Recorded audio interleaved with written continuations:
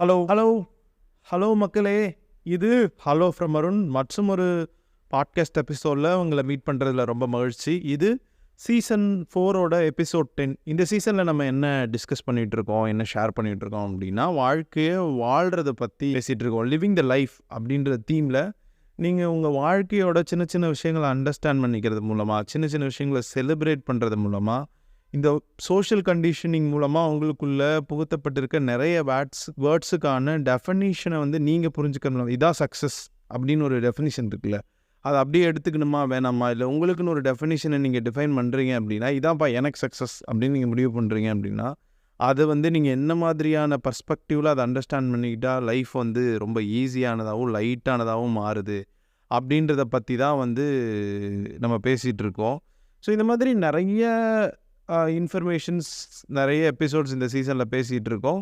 பொதுவாக how to live a life in a light and a laughable way அப்படின்றத பற்றி பேசிகிட்டு இருக்கோம். ஸோ இதோட ரொம்ப முக்கியமான விஷயம் கீப் இட் எவ்ரிதிங் சிம்பிள் அப்படின்றது தான் நான் திரும்ப திரும்ப நிறைய மாதிரி சொல்லிகிட்ருக்கேன்.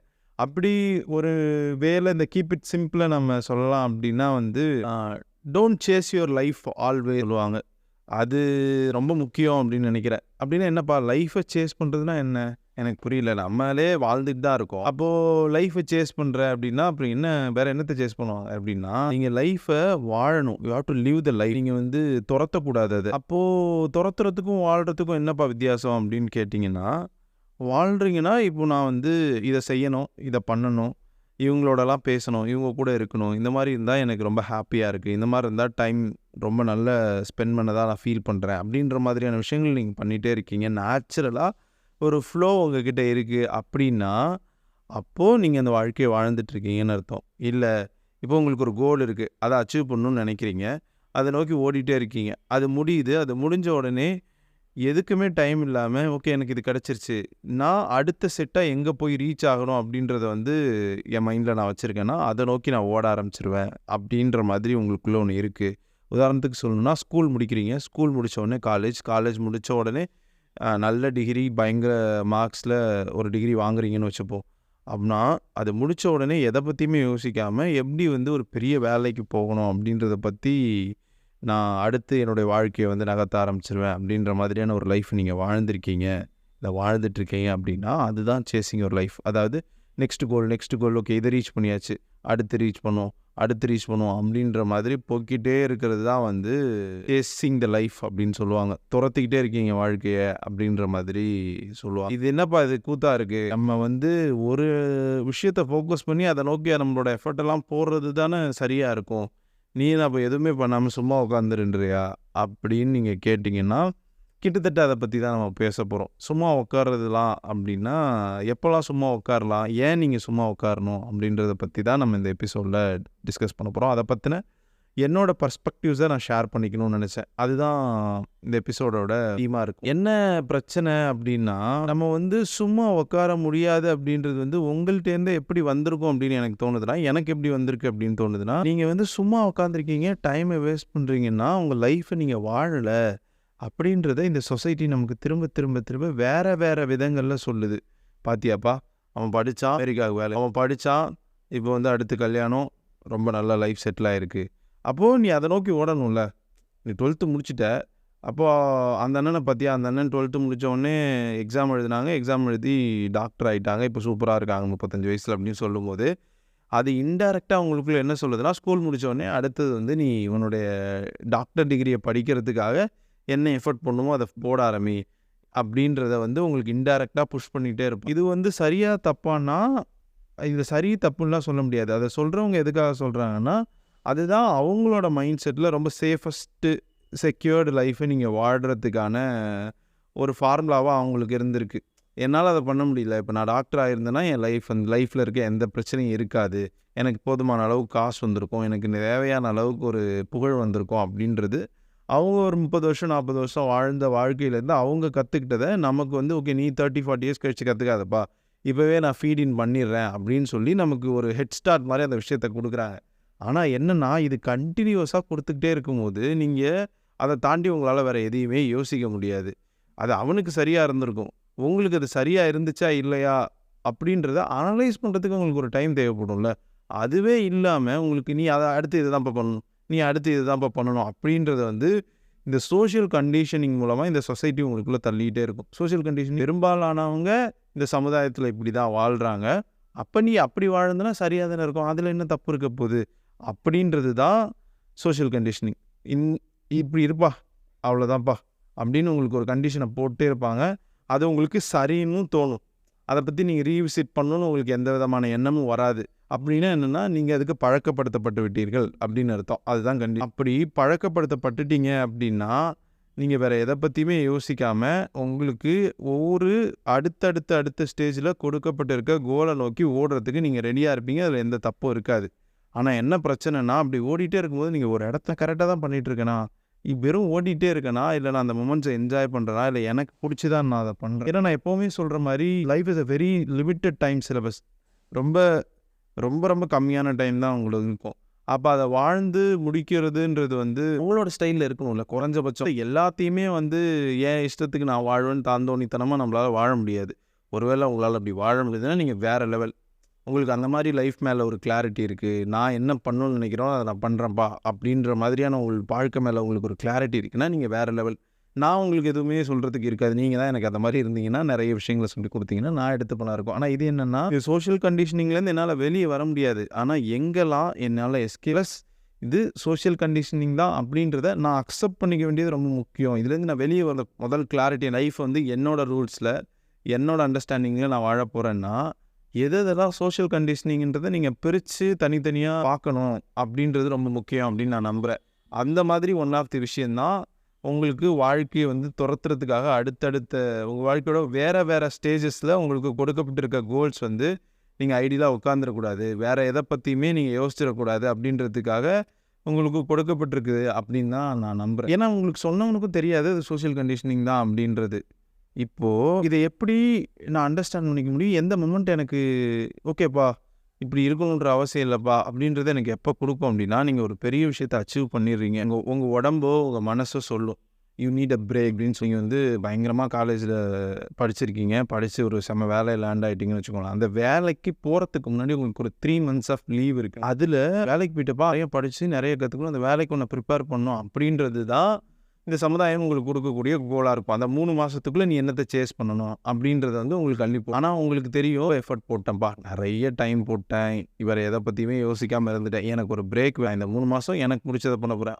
உங்களுக்கு பிடிச்சதுன்றது என்னவா வேணா 2 மாதம் உட்காந்து நான் நெட்ஃப்ளிக்ஸில் எல்லா சரி வருஷமாக நான் படங்களை பார்த்தேன், என் ஸ்கூல் ஃப்ரெண்ட்ஸ் எல்லாம் நான் மீட் பண்ணவே இல்லை, போய் மீளப்பா நான் அந்த சோஃபாவில் நல்லா என்னவா வேணா இருக்கலாம். நீங்கள் பண்ணக்கூடாது அப்படின்றதுக்காக டக்குன்னு அந்த சின்ன மொமெண்ட்டில் உங்களுக்கு ஒரு கோலை தூக்கி கையில் கொடுத்துரும். ஆனால் உங்களுக்கு தெரியும் உங்கள் கட் ஃபீலிங் சொல்லும் யூ நீட் திஸ் ரெஸ்ட் அப்படின்றது சொல்லும் போது தயவு செஞ்சு அந்த ரெஸ்ட்டை எடுத்து அப்படின்றது தான் நான் சொல்லணும்னு நினைக்கிறேன். ஏன்னா அந்த ரெஸ்ட்டு வந்து வெறும் ரெஸ்ட்டாக மட்டும் இல்லாமல் உங்களுக்கு ஒரு பெரிய போர்டம் கொடுக்கும். என்ன பண்ணுறதுனே தெரியும், நீங்கள் எதை நோக்கியுமே ஓடுறதுக்குன்னு உங்களுக்கு ஒன்றுமே இல்லை. Literally you don't have any goal any purpose அப்படின்னும் போது அப்படியே சாஞ்சு உட்காரும் போது என்ன பண்ணுறதுன்னு தெரியாது. உங்கள் மைண்ட் பல விஷயங்களை உங்களுக்குள்ளே போட்டு ஓவர் திங்கிங் நிறைய விஷயங்களை உங்களுக்குள்ளே தள்ள ஆரம்பிக்கும். அப்போது நீங்கள் இவ்வளோ நாள் நீங்கள் பண்ணியிருப்பீங்கல்ல, அதெல்லாம் சரியானு யோசிக்கிறதுக்கான ஒரு டைம் கிடைக்கலாம். இல்லை வந்து இப்போ நீங்கள் அடுத்து பண்ண போகிற விஷயத்துக்கு நீங்கள் இதைத்தான் பண்ணணும்னு நினச்சிட்ருக்கீங்களா அப்படின்றதுக்கான டைம் கிடைக்கும். நீங்கள் யோசிக்கிறதுக்கான டைம் அந்த பிரேக்கில் தான் கிடைக்கும் அப்படின்னு நம்புகிறேன்.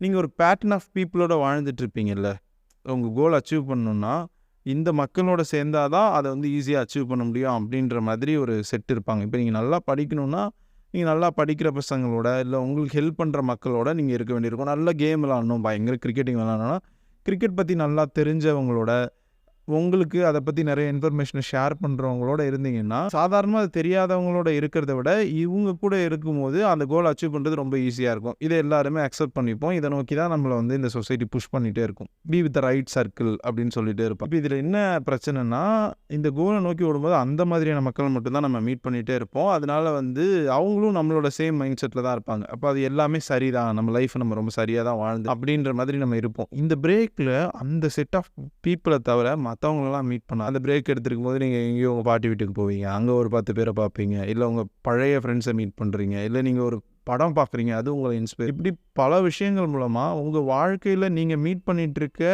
அந்த ரெகுலர் பேட்டர்னில் இருக்கிற மக்களை கட் பண்ணி உங்கள் வாழ்க்கைக்கு சம்மந்தம் இல்லாத உங்கள் தாட் ப்ராசஸோட அலைன் ஆகாத மக்களை பார்க்க ஆரம்பிக்கும் போது அவன் லைஃப் பற்றின வேற ஒரு பர்ஸ்பெக்டிவை வந்து உங்களுக்கு கடத்திட்டு அவன் கடந்து போயிட்டே இருப்பான். அந்த மாதிரி இருக்கும்போது அந்த பர்ஸ்பெக்டிவ்லாம் கிடைச்சதுக்கப்புறம் நீங்கள் யோசிக்கிற விஷயம் வந்து இன்னும் பெட்டராக இருக்கிறதுக்கான வாய்ப்பு இருக்குது. ஏன் அது வந்து இப்போ உங்களுக்கு இந்த சோஷியல் கண்டிஷனிங் இல்லைப்பா, நான் அதை வந்து பிடிச்சி தான் பண்ணிகிட்ருக்கேன். இப்போ அந்த வேலைக்கு காலேஜ் முடித்தோடனே வேலைக்கு போகணுன்றது வந்து எனக்கு பிடிச்சிருந்துச்சு, அவன் சொன்னான், ஆனாலும் அது எனக்கு சரின்னு பட்டுச்சு, நான் முன்னாடியே யோசிச்சிருந்தேன் நீங்கள் சொல்கிறீங்கன்னு வச்சு. இந்த பிரேக்கில் நீங்கள் மீட் பண்ணுற பீப்புள் அதை இன்னும் பெட்டராக நீங்கள் செய்கிறதுக்கான நிறைய டூல்ஸை உங்கள் கையில் கொடுத்து, ஒரு வேலைக்கு போகிறீங்கன்னா இப்படி தான்ப்பா வேலை இருக்கும் அப்படின்ற ஒரு அணுகுமுறையில் இத்தனை வருஷமாக இருந்திருப்பீங்கள்ல, அதை பிரேக் பண்ணி அந்த வேலை இன்னும் பெட்டராக நீங்கள் பண்ணுறதுக்காகவோ இல்லை ஒரு ரிலேஷன்ஷிப்பை வந்து நீங்கள் இன்னும் நல்லா வச்சுக்கிறதுக்காகவோ, இப்போ நீங்கள் வந்து ஒரு ஸ்டேஜ்லேருந்து இன்னொரு ஸ்டேஜுக்கு வந்து லவ் பண்ண ஆரம்பிக்கிறீங்க. அப்போது உங்களை சுற்றி இருக்க ஃப்ரெண்ட்ஸ் வந்து உங்களுக்கு அட்வைஸ் கொடுத்துருப்பாங்க, உங்கள் பேரண்ட்ஸ் ஒரு அட்வைஸ் கொடுத்துருப்பாங்க, உங்கள் ரிலேட்டிவ்ஸ் ஒரு அட்வைஸ் கொடுத்துருப்பாங்க, இப்படி தான்ப்பா இருக்கணும், இப்படி தான் பார்த்துக்கணும் அப்படின்ற மாதிரி உங்கள் லவ் லைஃப்க்கு நிறைய அட்வைசஸ் வந்திருக்கும். அது உங்கள் பேட்டர்ன் ஆஃப் பீப்புள்கிட்டேருந்து நீங்கள் என்ன யோசிக்கிறீங்களோ கிட்டத்தட்ட அதே மாதிரி தான் அவங்களும் யோசிச்சிருப்பாங்க. ஏன்னா அவங்க யோசிச்சதான் உங்களுக்கு பாஸ் ஆன் பண்ணி இப்போது அந்த பீப்புளை பிரேக் பண்ணிவிட்டு நீங்கள் வேறு மக்களை மீட் பண்ணும்போது அவன் வேறு ஒரு பர்ஸ்பெக்டிவ் கொடுப்பான். அப்போது நீங்கள் இதை விட பெட்டராக லவ் பண்ணுறதுக்கான நிறைய டூல்ஸ் அவன் கையில் கொடுப்பான், இதை விட பெட்டராக வேலை பார்க்குறதுக்கான டூல்ஸ் அவன் கையில் கொடுப்பான். அப்போது அந்த லைஃப்பை ஈஸியாக்குற டூல்ஸ் நிறைய இருக்குது. அதை வேறு மக்கள் வேறு விதத்தில் உங்கள் கையில் கொடுத்துட்டே இருப்பாங்க. ஸோ நிறைய டூல்ஸ் இருக்கிற ஒரு டூல் கிட் உங்களுக்கு இருக்கும்போது உங்கள் வாழ்க்கையை நீங்கள் வாடுறது வந்து ரொம்ப இலகுவானதாக மாறும் அப்படின்னு நான் நம்புகிறேன். அதுக்கு அந்த பிரேக் ரொம்ப தேவைப்படுது. இந்த பிரேக் எடுக்கிறதுல அப்போ என்ன பிரச்சனை? சரிப்பா, இப்போ நீ சொல்கிறத பார்த்தா நீ என்ன சொல்கிறேன்னா, வாழ்க்கை வந்து உன்னோட ரூல்ஸில் உன்னோட டெஃபினிஷனில் உனக்கு வாழ தெரிஞ்சிச்சுன்னா நீ வேறு லெவல், அப்படி இல்லைன்னா இந்த மச் நீடட் பிரேக்கையாவது எடுத்துக்கோ அப்படின்னு நீ சொல்கிற. சரி, ஓகே, நான் எடுத்துக்கிறேன். ஆனால் இந்த பிரேக்கை நான் ஏன் எடுக்காமல் இருக்கேன் இவ்வளோ வருஷம்? அப்போ எடுக்காமல் இருக்கேன், எனக்கு வந்து லைஃப் நார்மலாக போகிற மாதிரி தான் தெரியுதுன்னா அப்போ இந்த பிரேக் எனக்கு தேவையில்லையோன்னு தோணுது அப்படின்னு சொன்னீங்கன்னா, அதுக்கு எனக்கு என்ன தோணுதுன்னா, நான் முதல்ல சொன்ன மாதிரி நீங்கள் சும்மா இருக்கீங்கன்னாலே வாழ்க்கையவே ஒரு சித்தாந்தத்தை நமக்குள்ளே எப்போவுமே வச்சுருக்கோம். நம்மளால் சும்மா இருக்க முடியாது.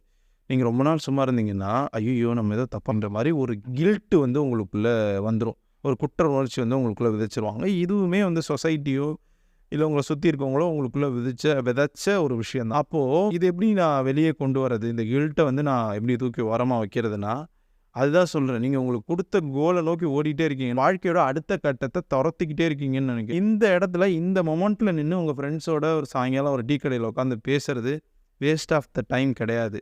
அதுதான் லிவிங் த லைஃப் அப்படின்னு நான் நம்புகிறேன். அவன் ஒரு வாழ்க்கையை வாழணுன்னா இதெல்லாம் நீங்கள் பண்ணி தான் அலங்காத்தில் இருந்து உங்கள் பேரண்ட்ஸோட பேசிகிட்டு இருக்கிறதுக்கோ இல்லை உங்கள் ஒய்ஃபோட உட்காந்து பேசிகிட்டு இருக்கோ உங்கள் கிட்ஸோட டைம் ஸ்பெண்ட் பண்ணுறதோ வேஸ்ட் ஆஃப் தி லைஃப் இல்லை. அப்படின்னா உங்கள் ஃப்ரெண்ட்ஸோட ஒரு ஈவினிங்கில் ஒரு டீ கடையில் உட்காந்து டீ சாப்பிட்றதும் வேஸ்ட் ஆஃப் தி லைஃபாக இருக்க முடியாதுல்ல. அதை எந்த எக்ஸ்டெண்டுக்கு பண்ணணுன்றது வந்து உங்களுக்கே தெரியும், உங்களோட கட் ஃபீலிங் சொல்லும். நீங்கள் நிஜமாகவே வேஸ்ட் பண்ணியிருக்கீங்க, ஒரு பெட்டில் குப்புறப்படுத்திட்டு 24 மணி நேரமும் சும்மாவே உட்காந்துருக்கீங்க அப்படின்னா அது வந்து தப்பாக இருக்குது அப்படின்னா உங்களோட கட் ஃபீலிங் உங்களையே எழுப்பி விட்ரும். ஆனால் அது பண்ணலை, உங்களுக்கு வந்து இது வந்து ஹாப்பியாக தான் இருக்குது அப்படின்னா அந்த குற்ற உணர்ச்சியை தூக்கி குப்பையில் போடுங்க. அது உங்களோட குற்ற உணர்ச்சி இல்லை, இந்த சொசைட்டி உங்களுக்குள்ளே தள்ளி இருக்கிற உங்களுக்குள்ளே விதைச்சிருக்க உங்களை பழக்கப்படுத்தியிருக்க ஒரு குற்ற உணர்ச்சி. அது தூக்கி ஓரமாக போட்டுட்டு please take this much needed break.